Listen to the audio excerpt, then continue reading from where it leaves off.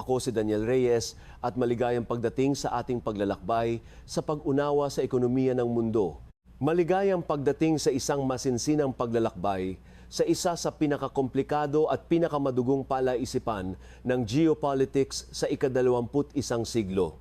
Paano nangyari na ang isang tumitinding kapangyarihan gaya ng China, isang bansang may napakalaking salapi, lawak ng impluwensiya, at isang diplomasyang laging ipinapakita ang imahe ng hindi pakikialam sa loob ng ibang estado, ay nauwi sa sitwasyong ang mga mamamayan nito ay naging pangunahing target ng mararahas na pag-atake sa Afghanistan? Sa unang tingin, parang hindi ito tugma sa karaniwang lohika ng kapangyarihan. Kapag may pera ka, koneksiyon at kakayahang magpautang, madalas iniisip ng mundo na kaya mong bumili ng puwang, impluwensiya at kahit seguridad. Pero sa Afghanistan, para kang pumasok sa isang bahay na walang pinto, walang ilaw at lahat ng tao sa loob may hawak na baril. Kahit gaano kalaki ang dala mong tseke, hindi ibig sabihin ligtas ka. At dito nagsisimula ang isang kwento na hindi lang tungkol sa terorismo o negosyo, kundi tungkol sa limitasyon ng kapangyarihan kapag ang kaharap mo ay isang lipunang binuo ng digmaan, ideolohiya, tribo, at lumang sugat na hindi kailanman tuluyang nagsara. Balikan natin ang isang eksenang nagpagising sa Beijing sa isang bangungot na hindi nito gustong harapin. Noong Disyembre 12, 2022, isang malakas na pagsabog ang yumanig sa kabisera ng Kabul. Ang Longan Hotel, na kilala bilang isa sa mga pangunahing lugar kung saan madalas tumuloy ang mga negosyanteng Chinese, inhinyero at iba pang may kaugnayan sa komersyal na presensiya ng China sa Afghanistan, ay nilamo ng apoy at usok. Hindi ito simpleng ligaw na bala o aksidenteng karahasan sa isang bansang sanay nasa kaguluhan. Isa itong koordinadong pag-atake. May putok ng assault rifles, may elemento ng pagpapasabog at higit sa lahat may malinaw na mensahe. Ang mga Chinese sa Afghanistan ay hindi mga neutral na bisita, kundi mga target. Sa sandaling iyon, nabasag ang ilusyon na pwedeng pumasok ang China sa vacuum na iniwan ng Amerika at magtagumpay sa paraang hindi nagawa ng kanluran. Ang dugo at abo sa loob ng hotel na iyon ay nagsabi ng isang masakit na katotohanan.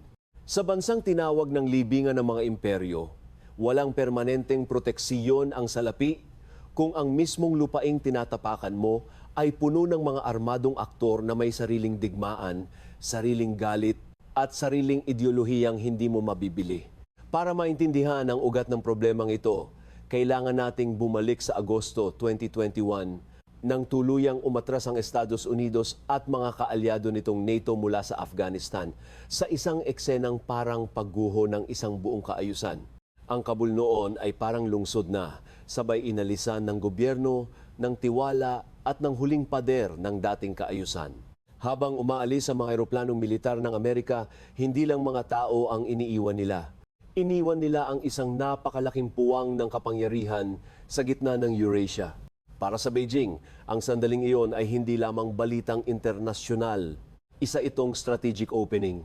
Sa pananaw ng Chinese leadership, ang pagbagsak ng pro-Western order sa Kabul ay ebidensiya ng paghina ng impluwensiyang Amerikano at ng pagkabigo ng modelong nakasentro sa liberal democracy at military intervention.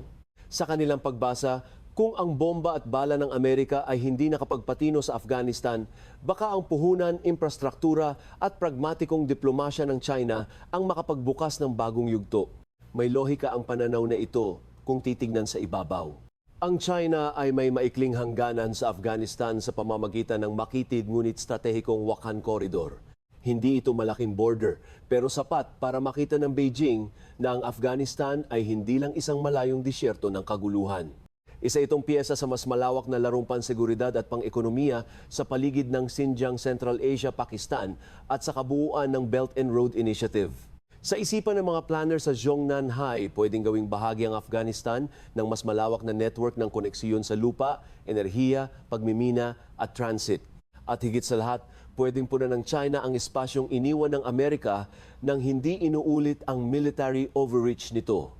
Walang moral lecture, walang nation-building sermon, walang liberal democracy package. Ang alok ay simple, negosyo, infrastruktura at pagkilala sa de facto ruler kapalit ng katatagan at seguridad. Dito pumasok ang unang maling kalkulasyon. Inakala ng Beijing na dahil hindi ito colonial occupier at hindi ito nagdala ng hukbo, maiiwasan ito ang puot na bumagsak sa mga dayuhang puwersa noon. Akala nila mas tatanggapin sila dahil pera ang dala nila at hindi drones.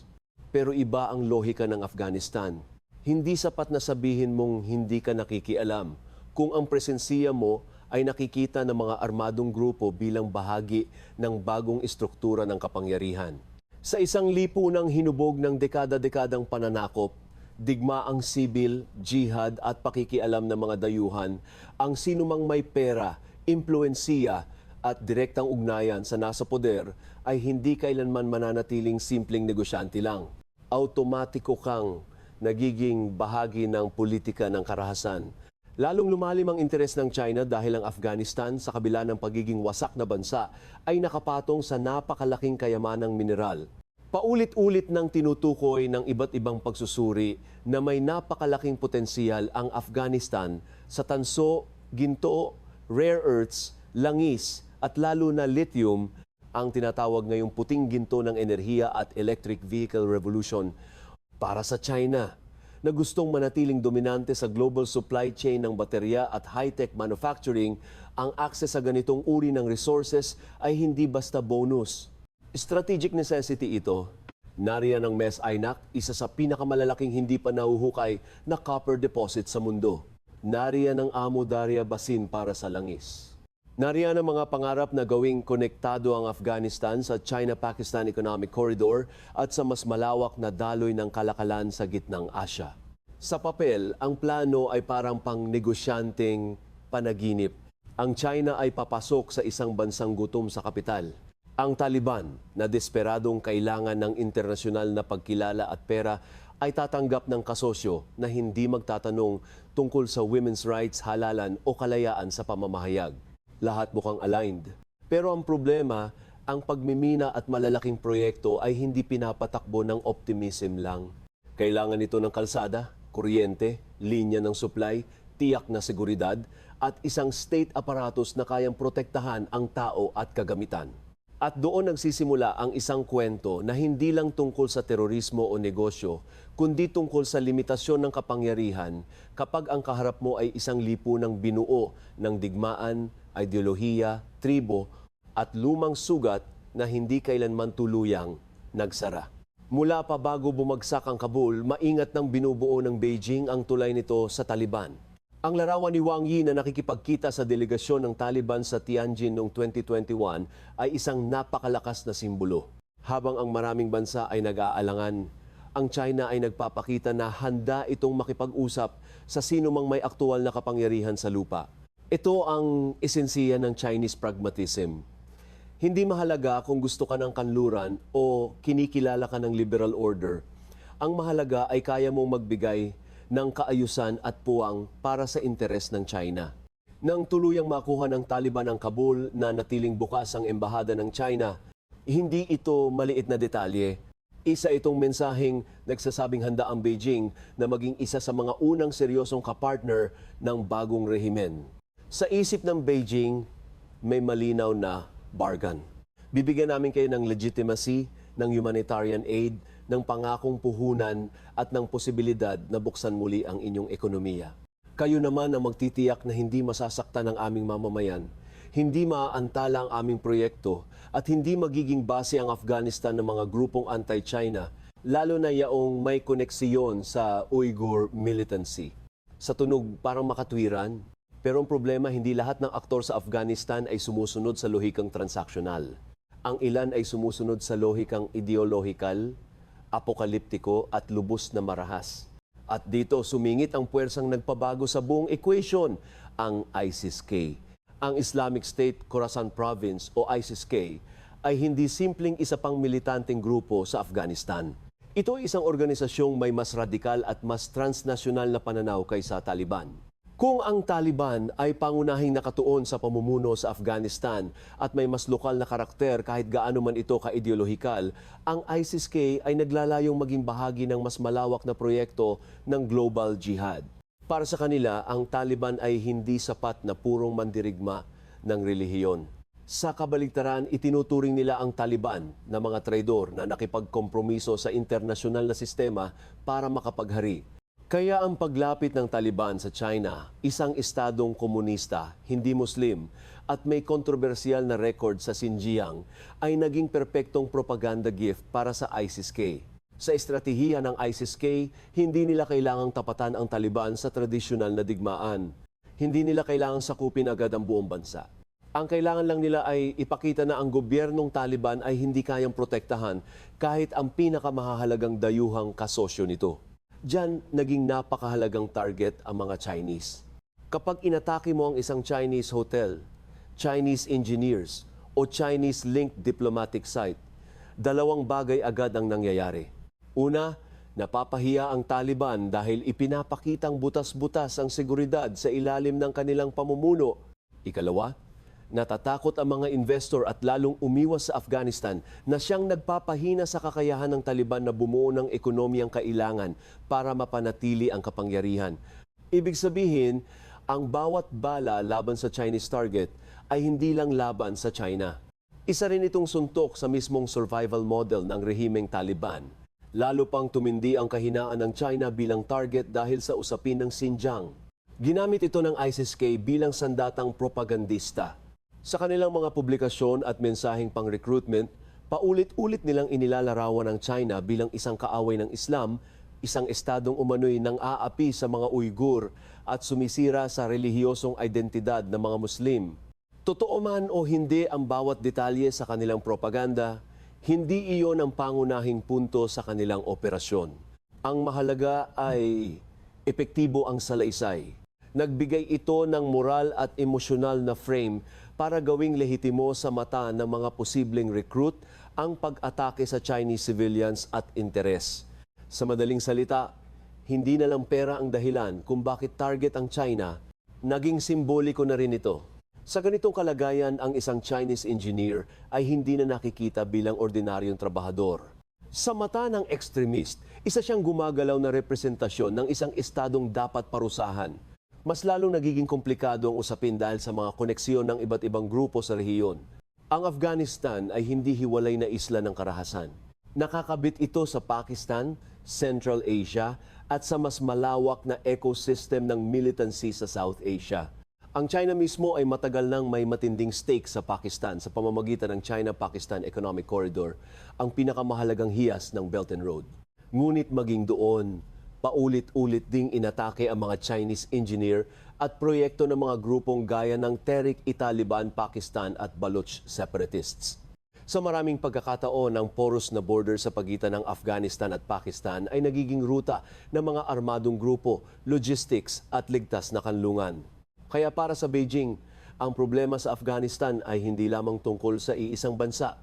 Isa itong regional security web na may kakayahang sunugin ang mga interes nito mula Kabul hanggang Karachi.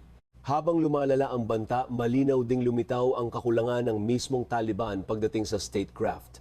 Oo, magaling silang nakipagdigma bilang insurgency, pero ibang laro ang pagtakbo ng Estado. Ang mga tauhan na sanay sa guerrilla warfare ay hindi automatikong nagiging mahusay na pulis, intelligence officer o urban counter-terrorism specialist. Ang pagpigil sa suicide bombing, pagdurog sa sleeper cells, at pagprotekta sa foreign assets sa isang lungsod ay nangangailangan ng teknolohiya, organisasyon, koordinasyon at disiplina. At sa puntong ito, kulang na kulang ang Taliban. Higit pa roon, hindi rin sila monolitiko. May mga paksyon sa loob ng kilusan, may agawan ng impluwensiya, may magkakaibang power center sa Kabul at Kandahar, at may mga network tulad ng Haqqani na may sarili ring kalkulasyon. Kapag ganyan ang loob ng rehimen, madaling lumusot ang kalaban. Kapag ganyan kagulo ang chain of command, mahirap magtiwala ang dayuhang investor na seryoso at solid ang seguridad na ipinapangako sa kanila. Makikita ito sa sunod-sunod na mararahas na insidente. Ang pag-atake sa Longan Hotel ay isa sa pinakamatingkad, pero hindi ito nag-iisa. Noong Enero 2023, nagkaroon ng suicide bombing malapit sa Afghan Foreign Ministry sa Kabul sa oras na inaasahang may mahalagang diplomatic engagement na may kaugnayan sa China. Kahit hindi man direktang tinamaan ng Chinese delegation, malinaw ang mensahe. Kaya namin abutin ang sentro ng kapangyarihan, kaya namin tabihan ang mismong gusaling may kinalaman sa inyong ugnayang diplomatiko at wala kayong maitatayong ligtas na babol sa Kabul. Ang mga ganitong operasyon ay higit pa sa pisikal na pinsala. Psychological warfare ito. Ang mga video ng pagsabog ng mga biktimang nagtatakbuhan, ng usok at sigaw sa sentro ng kabisera ay agad na naglalakbay sa social media at sa loob ng mga business circle. Sa isang iglap, nawawala ang gana ng pinakamaingat na investor. At kahit ang pinaka-agresibong negosyante ay napapaisip kung worth it pa ba ang venture. Ang naging tugon ng Beijing ay puno ng galit sa salita ngunit limitado sa aksyon. Naglabas sila ng matitinding pahayag, humiling ng investigasyon at nanawagan sa Taliban na tuparin ang mga pangako nitong proteksyon. Pero ang totoong problema ay wala naman talagang maraming opsyon ang China. Hindi nito kayang basta magpadala ng People's Liberation Army sa Afghanistan nang hindi sinisira ang pundasyon ng matagal nitong ipinagyayabang na foreign policy principle ng non-interference. Hindi rin ito gustong mapasama sa parehong bitag na nilubugan ng Soviet Union at United States. Kaya kahit masakit sa pride ng isang superpower, kinailangan nitong gumawa ng mas praktikal na hakbang. Paalisin ang mga mamamayan nito, paliitin ang footprint, at tanggapin na ang salapi ay hindi sapat na panangga kapag ang kaharap mo ay suicide bomber na hindi interesado sa kita, infrastruktura o trade agreement. May isa pang dahilan kung bakit lalong delikado ang sitwasyon ng mga Chinese sa Afghanistan. Hindi nila lubusang kayang protektahan ang sarili nila gamit ang modelong ginagamit ng ibang kapangyarihan sa conflict zones. Sa maraming bansa sa Africa halimbawa, nakakagamit ang mga dayuhang korporasyon ng heavily armed private security contractors. Sa Afghanistan, sa ilalim ng Taliban, halos imposible iyon. Mahigpit ang rehimen pagdating sa usapin ng soberanya at presensiya ng armadong dayuhan. Mula sa kanilang pananaw, matapos nilang ipaglaban ang pag-alis ng mga banyagang sundalo, hindi nila pwedeng payagan na mapuno uli ang Kabul ng mga dayuhang may baril kahit pribadong security pa ang tawag doon. Kaya ang mga Chinese company ay kadalasang napipilitang umasa sa lokal na seguridad na kontrolado ng Taliban o sa limitadong advisory personnel na walang sapat na kakayahang lumaban. Sa simpleng salita, parang may dala kang $1 billion na proyekto pero ang bantay mo ay hindi mo kontrolado, hindi mo lubos na pinagkakatiwalaan at baka may sariling agenda pa. Ang resulta nito ay strategic paralysis. Maraming proyekto ang malaki sa press release pero maliit sa aktual na implementasyon. Ang MES-INAC ay matagal ng simbolo ng Chinese ambition sa Afghanistan pero taon na ang lumipas at hindi pa rin ito umaandar sa antas na inaasahan. Ang dahilan ay hindi dahil walang copper o dahil kulang ang interes. Ang dahilan ay dahil ang pagmimina sa conflict zone ay hindi tulad ng pag-o-open ng bagong mall. Kailangan mo ng convoy, route security, worker protection, evacuation plan at certainty na hindi magiging headline kinabukasan ang buong operation mo dahil sa isang bombing. Ang malalaking state-owned enterprises ng China, gaano man kalaki ang kapital, ay hindi immune sa risk calculation. Kapag pakiramdam nila ang deployment ay pwedeng mauwi sa bangkay, hostage crisis o internasyonal na kahihiyan, titigil ang makina. At dito pumapasok ang pinakamalaking aral. Madalas ipinapakita ang Belt and Road Initiative bilang patunay na kayang baguhin ng China ang heograpiya ng kapangyarihan gamit ang utang, tren, daungan at minahan. Sa maraming lugar, may katotohanan iyan. Pero sa Afghanistan, lumabas ang hangganan ng modelong iyon. Ang infrastruktura ay nakasalalay sa seguridad. Ang seguridad ay nakasalalay sa kontrol ng Estado. At ang kontrol ng Estado sa Afghanistan ay laging marupok, laging hinahamon at laging may puwersang handang magpasabog ng buong proyekto para lang patunayang walang may ganap na kapangyarihan doon.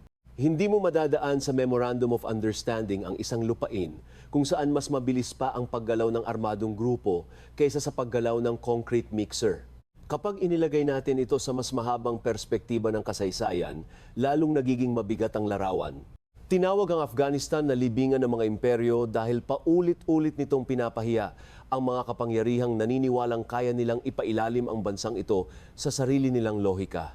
Nabigo ang British Empire, nasadlak ang Soviet Union, Napagod at umurong ang Estados Unidos at NATO matapos gumastos ng trilyon at magsakripisyo ng napakaraming buhay. Hindi pareho ang ginagawa ng China, oo. Hindi ito sumakop sa pamamagitan ng hukbo. Hindi ito nagtatayo ng liberal state.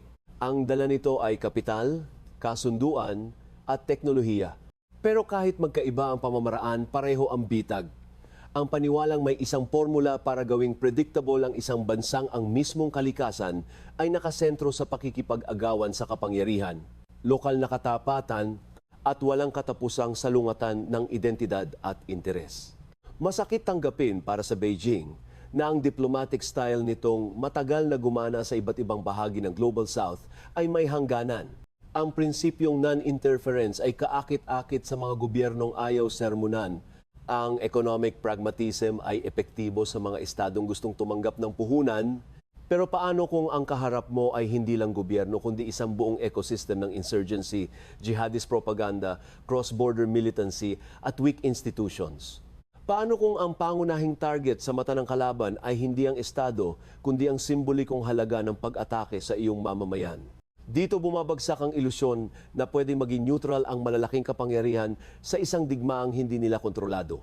Sa harap ng mga kabiguang ito, napipilitan ng China na baguhin ang estilo nito. Hindi na nito kayang isipin ng Afghanistan bilang lugar para sa Big Bang economic expansion. Sa halip, dahan-dahan, itong lumilipat sa mas malayong paraan ng pakikialam. Ang ideya ay hindi na agad magpadala ng napakaraming tao at makinarya, kundi gumamit ng intelligence cooperation, surveillance technology at digital tools para tulungan ng Taliban na higpitan ang kontrol nito. May mga ulat at obserbasyon na ang Beijing ay interesadong magbigay ng camera systems, facial recognition capability at iba pang teknolohiyang pwedeng gamitin sa urban monitoring. Sa pananaw nila, baka sa ganitong paraan nila matutulungan ng Kabul na habulin ang ISIS-K nang hindi nila kinakailangan magpadala ng mga armadong unit mula China. Pero kahit ito ay may sariling panganib. Una, hindi garantisado ng high-tech surveillance ay sapat laban sa mga network na sanay sa lihim na operasyon, tribal linkages at asymmetric warfare. Pangalawa, ang pagbibigay ng mas sopistikadong kontrol na kagamitan sa isang rehimeng gaya ng Taliban ay tiyak na magdudulot ng internasyonal na batikos at moral na tanong. Pangatlo, sa isang bansang pira-piraso ang katapatan at hindi buo ang state discipline, walang garantiya na ang teknolohiyang ibinibigay ngayon ay hindi magagamit bukas ng ibang paksyon o hindi mauuwi sa panibagong anyo ng pang-aabuso na lalo pang magpapalalim sa galit at radikalisasyon. Sa madaling sabi, kahit ang mas maingat na estratehiya ng China ay hindi ligtas sa unintended consequences. Sa huli, ang tanong na bakit nagiging target ng madugong pag-atake ang mga Chinese sa Afghanistan ay may sagot na mas malalim kaysa simpleng terorismo lamang. Target sila dahil ang China ay naging mahalagang lifeline ng Taliban at sa makatuwid ay naging mabisang paraan para ipahiya ang rehimen. Target sila dahil ang Beijing ay may malaking ekonomikong stake at mataas na symbolic value sa mata ng mga ekstremista. Target sila dahil sa propaganda kaugnay ng Xinjiang na ginawang moral rallying cry ng mga jihadist recruiter. Target sila dahil ang Afghanistan ay hindi isang ordinaryong investment destination kundi isang battlefield kung saan ang bawat dayuhang presensiya ay agad nakokonekta sa mas malawak na tunggalian ng kapangyarihan, relihiyon at paghihiganti. At target sila dahil sa kabila ng laki ng China, hindi nito kayang baguhin ng mag-isa ang lohika ng isang. Bansang ang seguridad ay hindi nabibili, ang mga pangako ng gobyerno ay hindi laging naipapatupad, at ang mga kalaban ay hindi takot mamatay.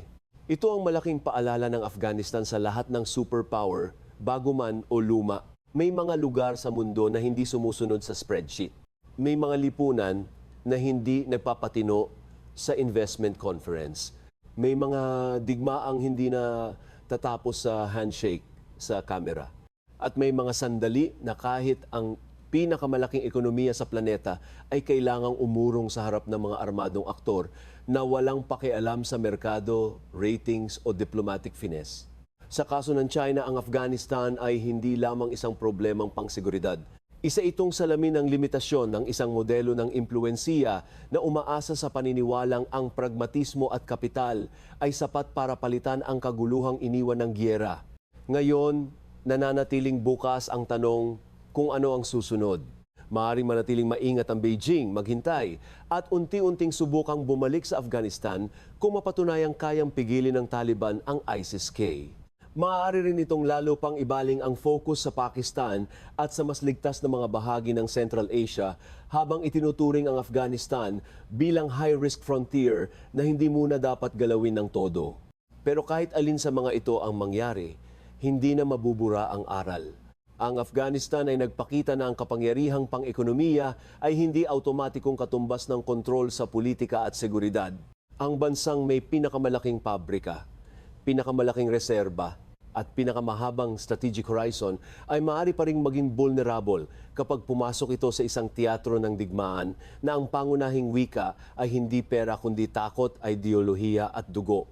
Kaya kung susumahin natin ang buong larawan, ang nangyayari sa mga Chinese sa Afghanistan ay hindi simpleng serye ng isolated attacks. Isa itong salaysay ng banggaan ng dalawang mundo. Sa isang panig naroon ang China na naniniwalang ang order ay pwedeng itayo sa pamamagitan ng commerce, infrastructure at pragmatic partnership.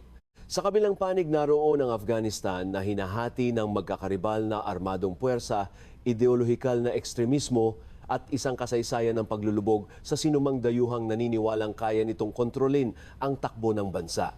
Sa pagitan nila ay ang Taliban. Isang rehimen na gustong magpakitang may kontrol pero hindi pa lubos na kayang supilin ang lahat ng kaaway. At sa gilid ng eksena ay ang ISIS-K, isang aktor na naiintindihan na kung gusto mong sirain ang proyekto ng katatagan, hindi mo kailangang talunin ang buong estado. Kailangan mo lang patunayan na wala itong kakayahang protektahan ang mga pinakamahahalagang kaalyado nito. Sa dulo, ang dugo sa Kabul ay hindi lang kwento ng isang hotel, isang pagsabog o isang maling kalkulasyon. Isa itong babala sa bagong panahon ng geopolitics. Habang ang mga malalaking kapangyarihan ay patuloy na naghahanap ng resources, ruta at impluwensiya, haharap sila sa mga zona kung saan hindi sapat ang economic logic. At sa mga zonang iyon, ang bawat kontrata ay maaaring maging death sentence, ang bawat pakikipagkamay ay maaaring maging marka sa likod ng target, at ang bawat pangakong seguridad ay maaaring matunaw sa unang putok ng baril. Iyan ang malupit na leksyon ng Afghanistan para sa China. At yan din ang dahilan kung bakit sa kabila ng yaman, lawak at talino ng estratehiya ng Beijing, ang mga mamamayan nito roon ay patuloy na nasa gitna ng isa sa pinakamapanganib na larangan sa mundo.